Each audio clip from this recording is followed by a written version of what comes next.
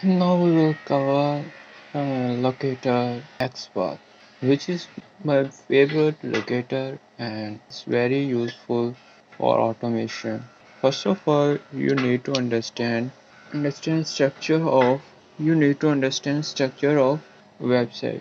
So when you will in Chrome, you can click here and more tools and developer, and you will see here. Here is selector. When you will click here, you will able to select any element. When you will click anyone, you can see it's a name of tag.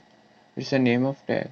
This one, this is a name of tag. It's a property of this tag, and inner of this element, it will be here. It will be text of this element. Okay, then we will then move on how to select it. When you will press here Control F in window, and you will be able to search export string and other selector. We will discuss in other video, but we will only discuss here export. So first of all, you will here press double slash and name of element, such as name of element, text, area. As you can see, the most important thing in a automation selection, you you will need to unique XPath, which is not dynamic. It should be it should be static XPath. Okay, and not a change on a refresh or other event. Okay, so we will as you can see here, I type uh, but you can see here two result. You should need to only one of the one. So we will press here square bracket, and it's here at the rate. It's used to target uh, it's used to target attribute of any element, such as I will target here title. Title is equal to search, and then I will press curly bracket. You can see it's now unique, and after of it we will target this element with a different method, such as if you have any element which have same attribute but change after this term after search, you can use here function star with. In this case, we will use here bracket, and here we will use comma, and then here brackets. You can see it's targeted, and even you will short it like this, it will also target.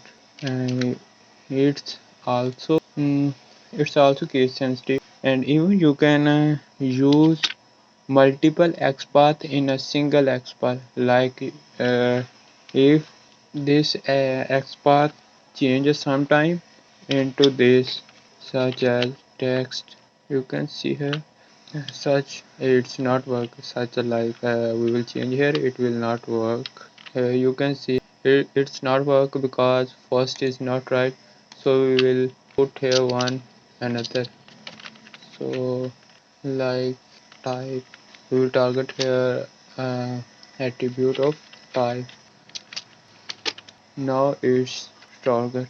You can use multiple XPath in a single XPath, and some of cheat code of its are available. I will also give a link of this in a description. You can see here.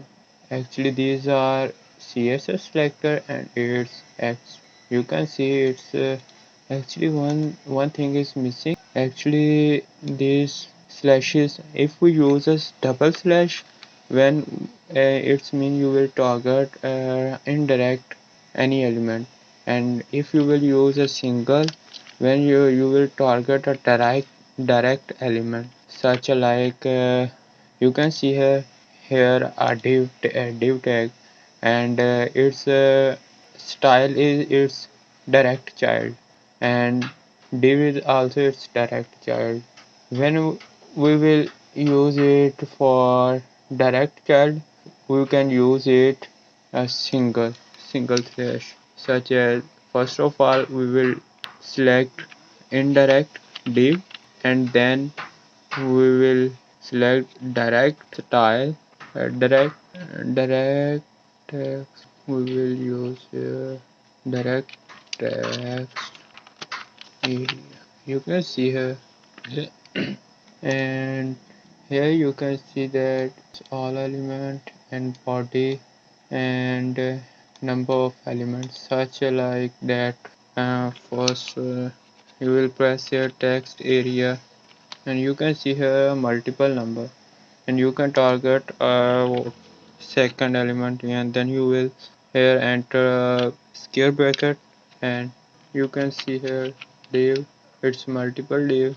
When you will enter here input, and you can see here multiple input, and when you will move a mouse on it, you will be able to see that here you can see a Google search button. It's a three it's a number of three, so we can press here, we will use here skip packet and choose it. You can see here,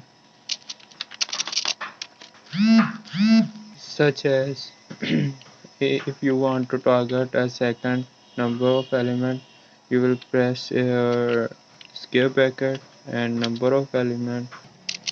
Here is one thing is missing.